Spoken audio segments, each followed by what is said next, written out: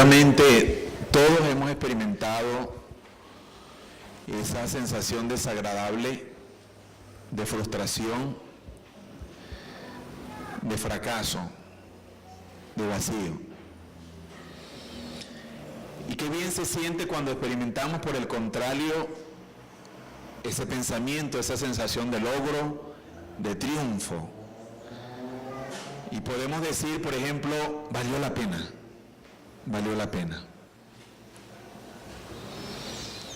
La vida cristiana, la vida en general, pero particularmente la vida cristiana, según leemos en la Biblia, es llamada a ser una vida fructífera. Ustedes recordarán al Señor Jesucristo cuando dice, yo soy la vid, ustedes son sarmientos, pámpanos o ramas. El que permanece en mí, dice Jesús, y yo en él, este lleva mucho fruto. Y separados de mí, dice Cristo, nada podéis hacer. En boca del mismo Cristo, una vida fructífera solo es posible en comunión con Cristo, que es la fuente de la savia cristiana. En otras partes, Pablo nos anima, por ejemplo en Corintios, a mantenernos firmes en el Señor y constantes en el Señor, porque el trabajo en el Señor no es en vano, da fruto, a su tiempo da fruto. Y otros apóstoles en el Nuevo Testamento, en las epístolas pastorales, dicen que los hermanos tienen que procurar llevar vidas fructíferas. Por ejemplo, Pedro dice que añadamos a la fe amor, paciencia y todas esas virtudes que el apóstol enumera. Y dice una cosa que quiero retomar. Es la única manera de no llevar vidas ociosas, para que los hermanos llevemos vidas fructíferas. Y hoy he querido tomar un pasaje en 1 Tesalonicenses capítulo 2, versículos 1 al 12, y le voy a decir por qué tomé el pasaje.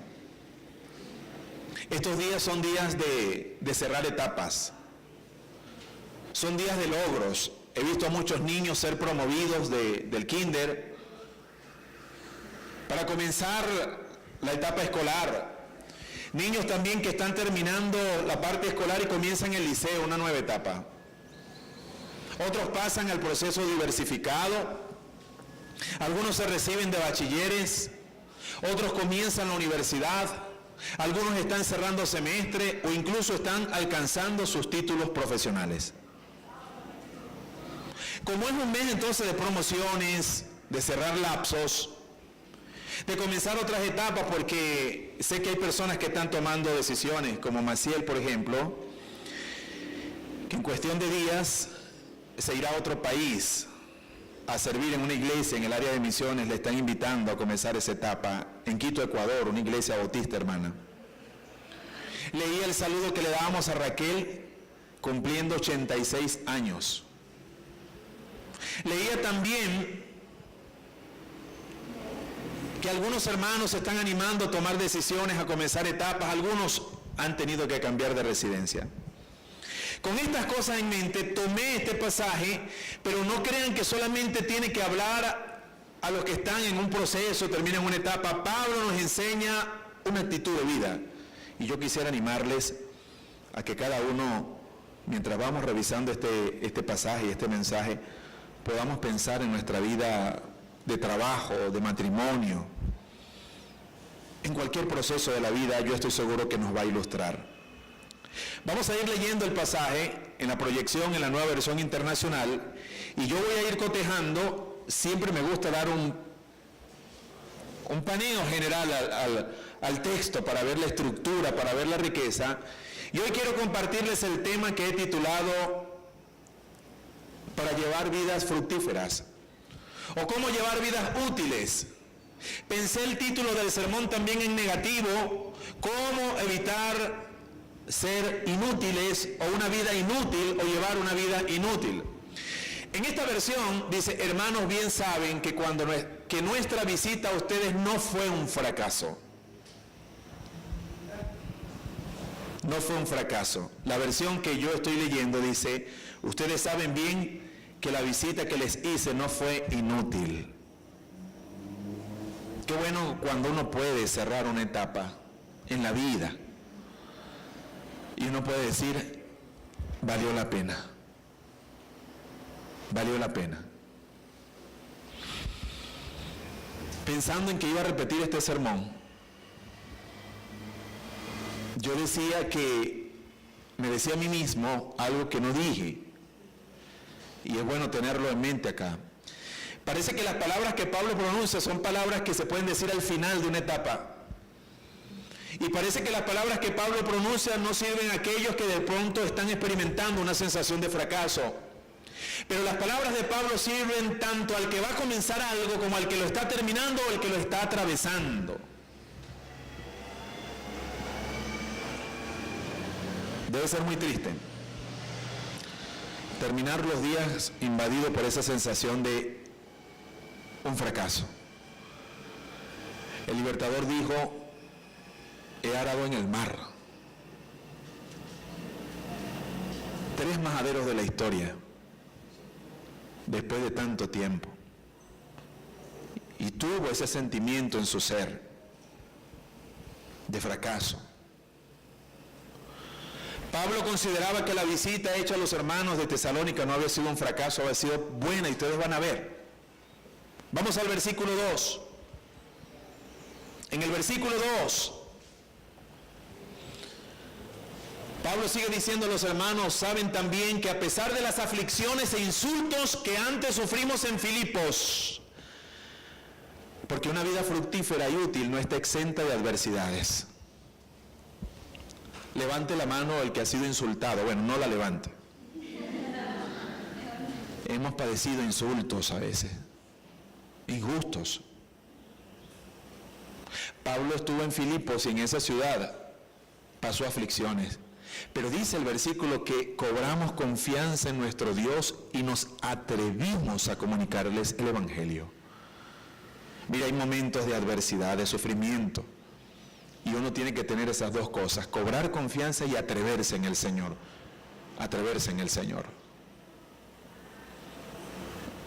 Recordábamos que, parece que fue ayer, ustedes lo leyeron seguramente, que teníamos a Ricardo Andrés y un pedazo aquí de ser, cantándole, sacándole los gases y llenándonos de ilusiones. Él inundó toda la casa.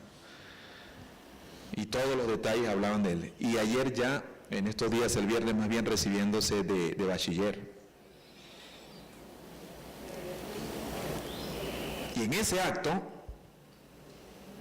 la institución que nos acompañó por esos 5 años de nuestro muchacho, invitó a una ex estudiante graduada, ya de 15 años, licenciada en bioanálisis, y ya ejerciendo en importantes sectores del sector salud. Y ella les recordaba a los graduandos, miren, valió la pena, valió la pena. Y si hay algo que necesitamos, entonces, animar a nuestros muchachos en este tiempo que está siendo tan rudo, tan confuso, porque lo es en el mundo y en el país, es que tienen que llenarse de confianza. Y es que tienen que atreverse a creer. Que Dios está con ellos, que Dios está con nosotros, aun cuando no sepamos de qué manera van a resolverse muchas cosas, tener la confianza en el Señor, de que Él está con nosotros y de atrevernos a seguir caminando. Eso dice el versículo 2. A pesar de las aflicciones, las burlas, los sufrimientos, tomaron confianza y se atrevieron a comunicar el Evangelio en medio de una gran lucha. La lucha de Pablo. Y cada quien tiene su propia lucha. Versículo 3, por favor. Voy a repasar el texto. Voy a mirar la riqueza. Nos vamos a meter y nos vamos a inundar. Nos vamos a impregnar de lo que este pasaje nos enseña. Y luego quiero dejarle 4 recomendaciones o 4 marcas. El versículo 3 dice, nuestra predicación no se origina en el error, ni en malas intenciones, ni procura engañar a nadie.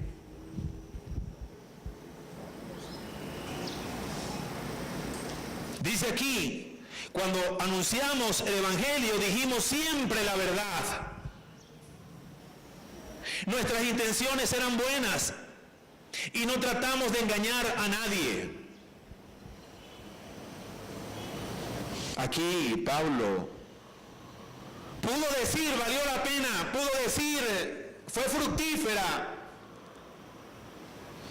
Pero lo pudo decir, hermano, porque él sabía que no tenía malas intenciones. ¿Cómo puede una persona engañar a otro, saber que está engañando y mantener su cara así, cuando hay engaño en sus intenciones? Sabemos que sí es posible. Pablo pudo decir, valió la pena, porque fue animado siempre por motivos puros, sin engaño. En vez de eso, mire lo que dice el versículo 4. No le llegó a los hermanos de Tesalónica con intenciones oscuras. Yo quería ponerle al sermón también los colores de una vida útil. Los colores de una vida útil. Porque aquí vemos a una vida inútil, es una vida con grises en las intenciones. Pero Pablo, en vez de tener grises en sus intenciones, dice, hablamos como hombres a quienes Dios aprobó y les confió el Evangelio. No tratamos de agradar a la gente, sino a Dios, que examina nuestro corazón. Pablo en otra parte dijo, si yo quisiera agradar a los hombres, ya no sería, ¿qué? Siervo de Jesucristo. Porque no se puede ser siervo de Jesucristo y querer vivir agradándole a la gente. Por supuesto, cuando su vida agrada a Dios, Dios va a hacer que nosotros incluso seamos de bendición para otros, pero va a llegar un momento en que tendrá que decidir entre agradar a Dios y agradar a los hombres, porque a veces chocan esas dos cosas. Miren lo que Pablo se atreve a decir. Qué osado Pablo, al final dice, examina nuestro corazón, Dios examina nuestro corazón.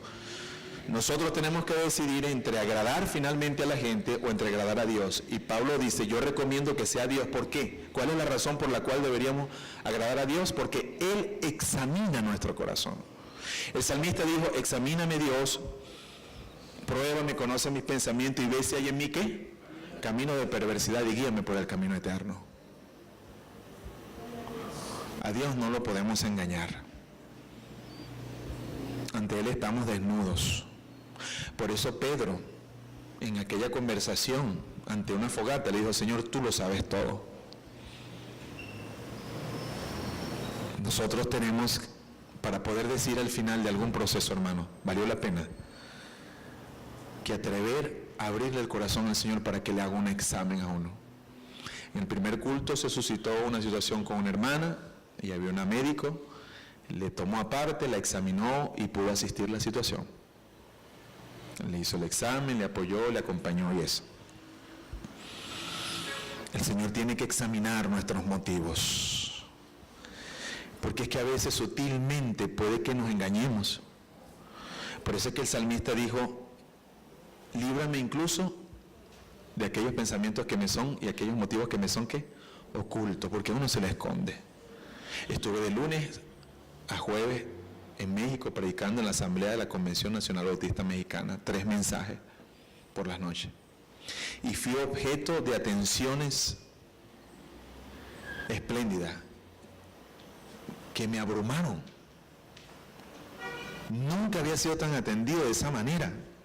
Y tuve que apartarme muchas veces porque si algo que le temo es a eso. Porque se siente muy bien querer agradar a la gente y demás. Y mire lo que dice el versículo 5, contundente, como saben, nunca hemos recurrido a las adulaciones ni a las excusas para obtener dinero. Y Pablo, qué osado, dice, Dios es testigo. Que uno pueda decir, Dios es testigo. No es un testigo humano, que a veces hay que buscarlo para las leyes de los hombres. Dios es testigo. Porque, como me decía un consiervo en estos días, Richard, me he dado cuenta que si hay un ámbito y lugar donde uno puede hacer dinero, es en el ámbito de la religión y de la fe. Había un mago que quería comprar el Espíritu Santo. Y hubo muchos hermanos que se apartaron de la senda de la fe, dice Pablo, por el amor ¿a qué? Al dinero. Y hay gente que quiere hacer dinero con la fe de los otros. Y Pablo dice, yo nunca busqué adulación ni excusas para obtener dinero de la gente. Ahora, esto no habla solamente al misionero, al pastor y a los ministros. Habla también a los hermanos. Hermanos, no permitamos que nuestras almas se metalicen. Personas que están pensando solo en dinero, que venden el alma al dinero. Cuando todo eso se va a quedar, no nos lo vamos a llevar. Desnudos vinimos, desnudos nos iremos. ¿Cómo es posible que ante tanta necesidad, y usted o yo teniendo poco o mucho, la gente piense en vender y sacarle ganancia a otra persona? Eso no es posible. El Evangelio de nuestro Señor Jesucristo nos advierte y nos dice: no hagan tesoros en la tierra, no hagan tesoros en la tierra. Y hay muchas admoniciones y muchas exhortaciones del Evangelio puro, del Evangelio de nuestro Señor Jesucristo, que a veces le pasamos por encima y le ponemos un ropaje para legitimarlo, cuando en el fondo realmente hemos vendido el alma a la riqueza.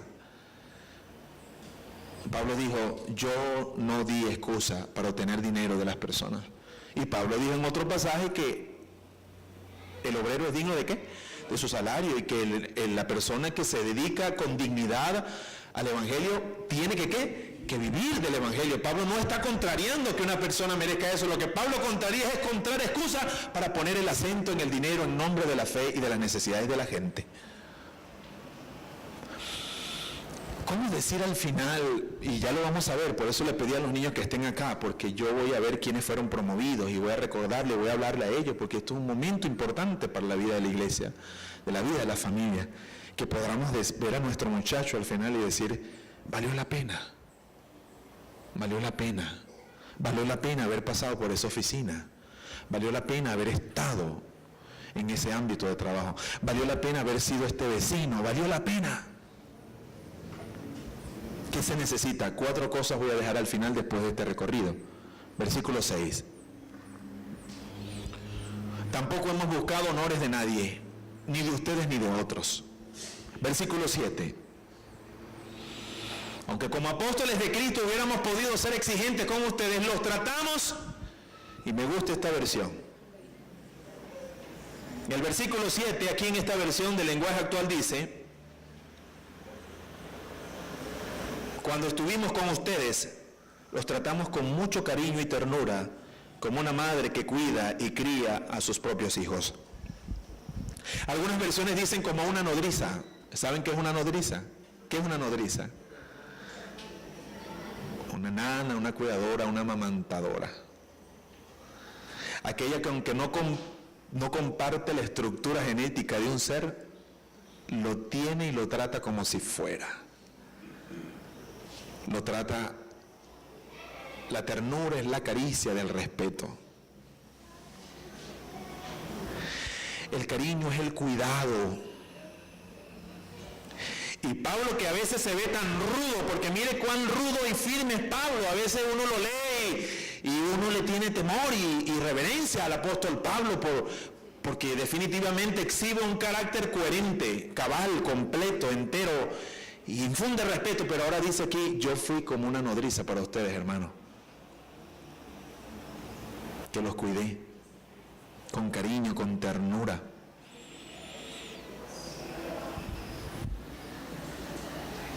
Y leyendo este pasaje y preparándome, recordé un cuento que leí en estos días mientras hacía una de las filas o colas en el banco, de un reino, un rey que nació en cuna de oro y una nana con su muchachito de color. Sus cunas se diferenciaban evidentemente, pero ella los trataba los dos con el mismo cariño y se los montaba en el pecho y les cantaba las mismas canciones y les daba las mismas caricias y le daba el mismo pecho y los amamantaba y los cuidaba por igual. Un día apareció un tío enemigo que estaba obsesionado con el trono y la nana velozmente se dio cuenta y cambió a los niños. Me recordó a mi Señor Jesucristo, que fue capaz a mi Dios por dar a su único hijo por nosotros. Y el tío malvado, lleno de ambición y de poder, pensando que se llevaba al príncipe, se llevó al niño de la nana y nos sacrificó lejos. Después del tumulto, la reina vino y buscó y lloró cuando vio la cuna y se dio cuenta al final. Y vio a la nana por allá, cabizbaja.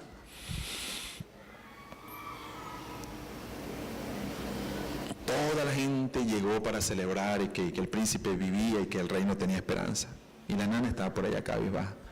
La llevaron a un sitio donde no se lleva todo el mundo. Ya cuando la noche iba terminando y la luz de los rayos del sol se metían en ese sitio, y entre el oro y las joyas se iluminó el rostro de la gente y todo el mundo en silencio porque le permitieron a ella escoger lo que quería. Y al final sorprendió a la gente y dijo: tenemos príncipe, hay reino, yo me tengo que ir a donde está mi muchacho a seguir con él. Tomó un cuchillo allí lleno de perlas y el final es dramático. Y se fue con su muchacho. Dice el cuento: una nana. ¿Qué uno puede decir? Valió la pena. ¿Saben cuándo vale la pena?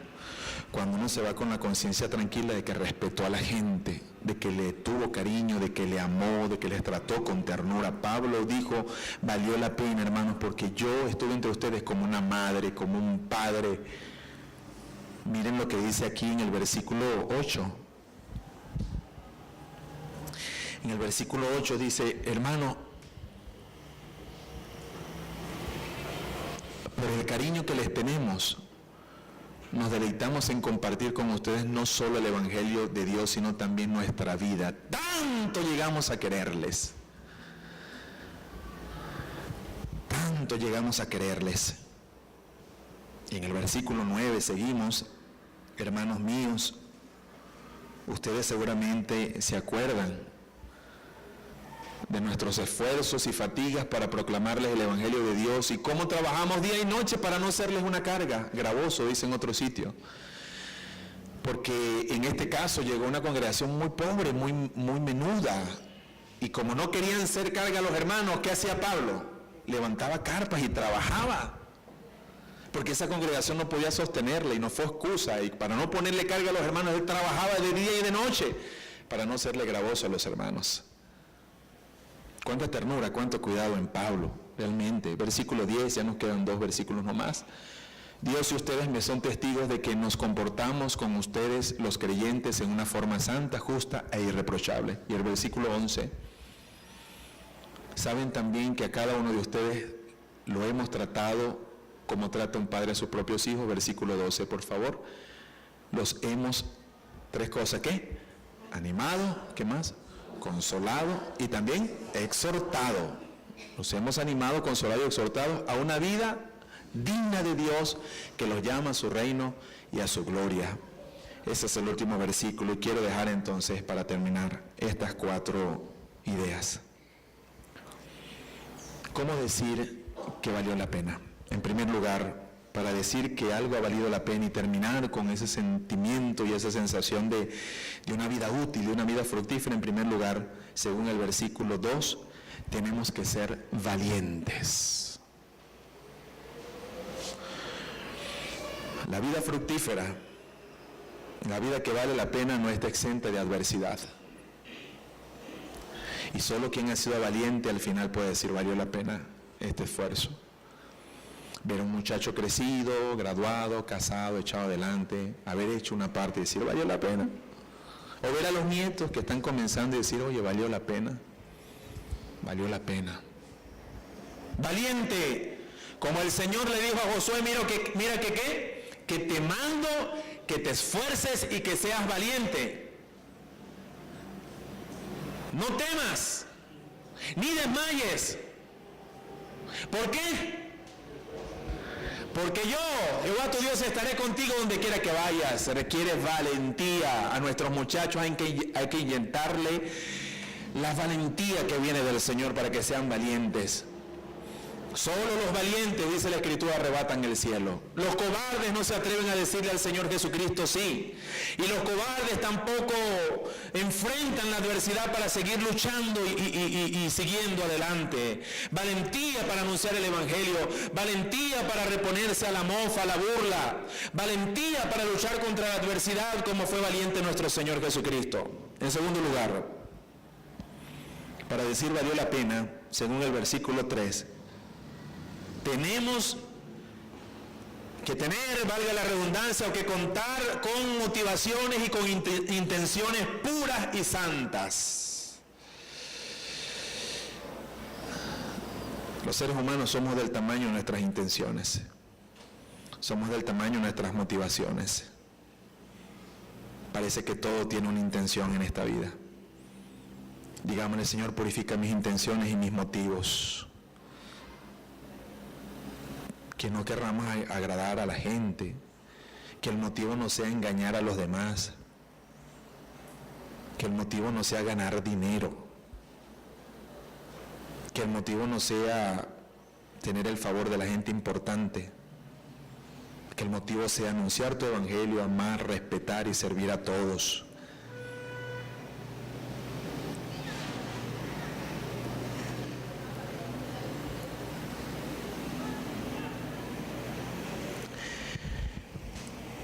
En el versículo 7 les dejo otra pista, otra recomendación para decir valió la pena. Al final tenemos que tratar a los demás con respeto y con cariño.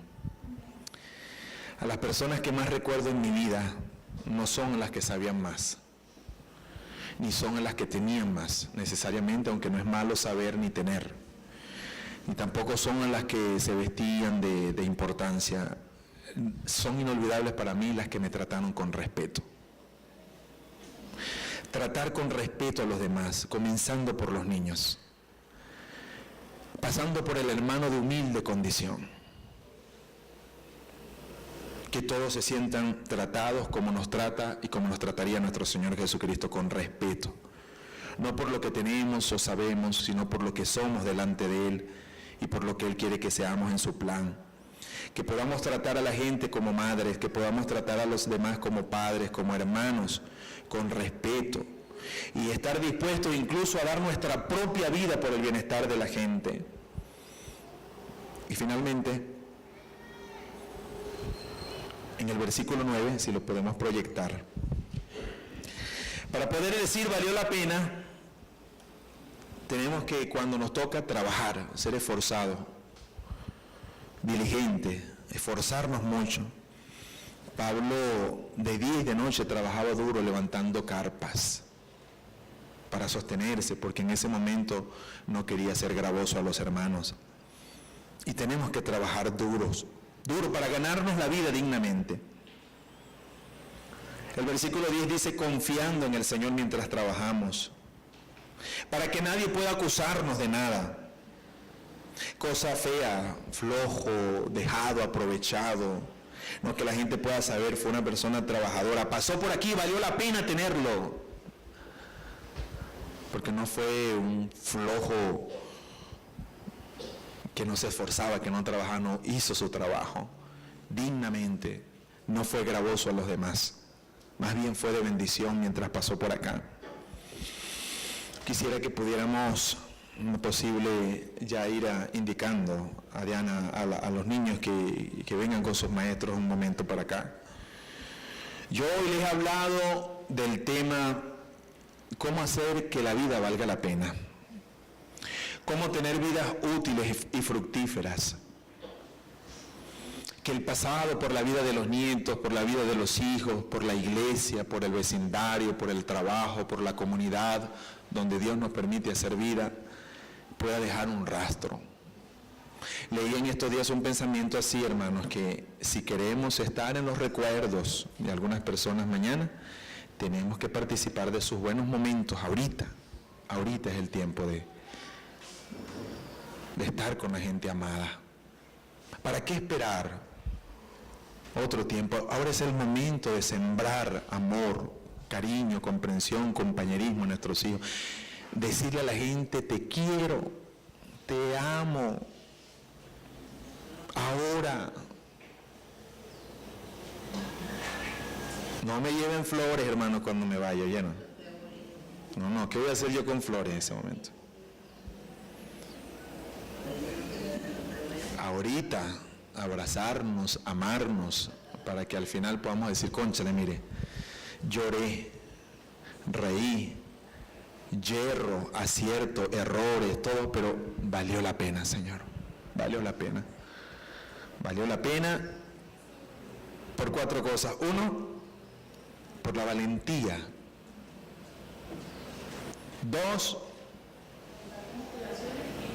por motivos dignos, sanos, puros, nadie puede acusar. Que Dios me libre y que Dios nos libre de aprovecharnos de alguien en manera alguna. De una niña, de un niño, de una mujer, de un hombre, de las riquezas de otros. Que Dios nos libre. ¿Valió la pena? Por el trato respetuoso a todos, cariñoso a todos. Y valió la pena porque trabajamos duro. Escuchaba la conclusión de un documental donde alguien decía, mire, he trabajado muy duro, dignamente, y esto que tengo Dios me lo ha dado, y aquí pienso terminar mis últimos días, aquí. Y yo decía, qué bueno, qué bonito eso. Cuando lo que uno come, o lo que uno lo ha logrado por la gracia del Señor con trabajo, y uno puede decir, aquí quiero terminar mis días. En un avión, en una troja, no importa, pero con dignidad, con conciencia limpia. En un castillo, en una choza, en la playa, en el campo, en la montaña, en una casita, donde sea, pero decir, Señor, aquí estoy, resguardado por tu gracia, esperando que me den la llamada para decir, he peleado la buena batalla, he acabado la carrera, ¿qué más? He guardado la fe, por lo demás me está reservada la corona de vida que Dios promete a aquellos que aman, que le aman, que aman su venida.